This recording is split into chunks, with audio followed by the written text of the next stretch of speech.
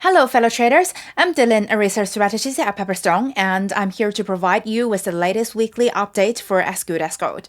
In general, it seems that people have become less responsive to the flow of information compared to the previous week. With resilient U.S. economy performance, we can see a decline in the price of gold after briefly touching the $2,000 mark. In this video, I will give you a brief overview of how precious metals have been performing, the technical aspects of gold against US dollar, the factors influencing recent changes in gold prices, and finally, the key events to keep an eye on for the rest of the week. So when we look at the performance of precious metals as a whole, unlike the across-the-board rally of last week, they have shown divergence over the past 5 days. Platinum stands out as the best performer, having increased by 3.2% against the US dollar. In comparison, the appreciation of gold's price in dollar terms has been limited, with only 0.3% increase. However, when traded against the Japanese yen, one of the weakest G10 currencies, the upward price movement has been significantly larger, reaching 1.2% over the same period. And silver and palladium, on the other hand, have lagged behind. Now turning to the technical analysis of gold against US dollar, after the rapid rally triggered by unexpected events like Middle East conflict and the US government shutdown crisis earlier last month, the strong upward trend has started to lose momentum, with some bearish sentiments creeping in. Gold against US dollar hovered around 1981 for nearly a week before finally breaking through the psychological resistance at $2,000 last Friday, briefly reaching as high as 2009. However, the price dipped on Monday, briefly revisited $2,000 yesterday, but the trend reversed itself shortly after, with the price now testing the 1981 level from above. Should this level fail to provide support, we can expect some buyers to step in around 1952, which is the local high from September the 1st. The second potential support is 1910, the local low from early July, and this also corresponds to the 61.8% Fibonacci retracement level from the previous 3 months downward trend. On the upside, 2009 should serve as a promising resistance in the near future. As for the driving forces behind the recent price movements, there are a few key factors to consider. First, people have become less sensitive to developments in the Middle East, as I mentioned at the beginning of this video.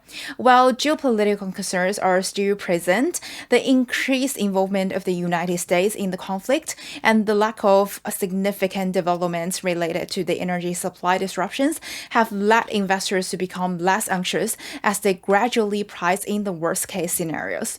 Gold, traditionally considered as a safe haven asset, has started to lose its appeal.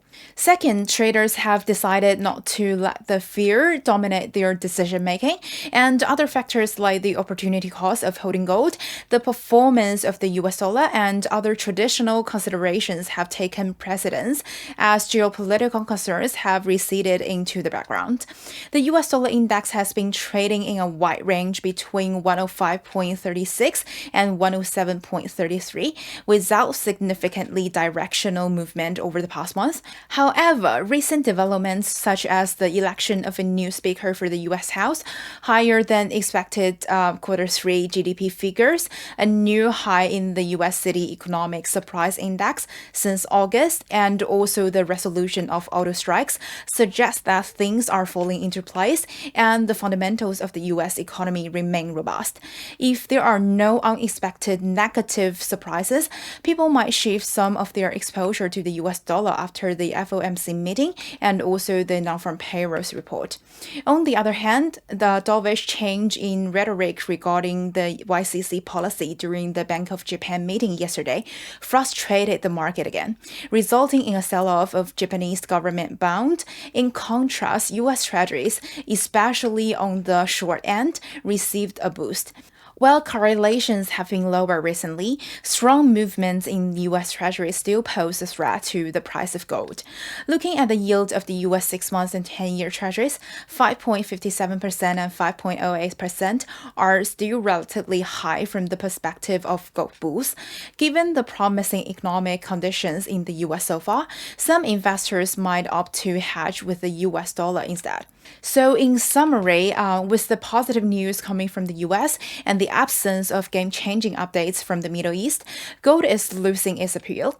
Whether the price reversion continues or gold surpasses $2,000 again depends on the outcomes of the FOMC meeting and the non-farm payroll reports.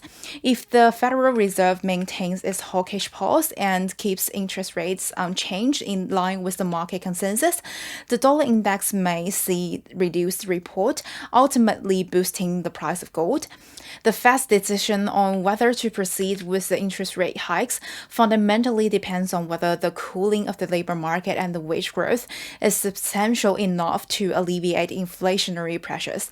As a result, the US non-farm payrolls on Friday is also a significant focal point for the market. I believe that if over 250,000 new jobs are added, there is a slight improvement in the unemployment rate, and the average hourly wages remain unchanged.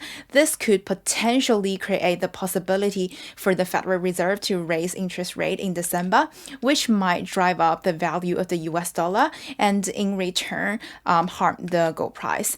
So that's all for this week. Stay tuned with Pepperstone for more insights and updates. And until then, happy trading!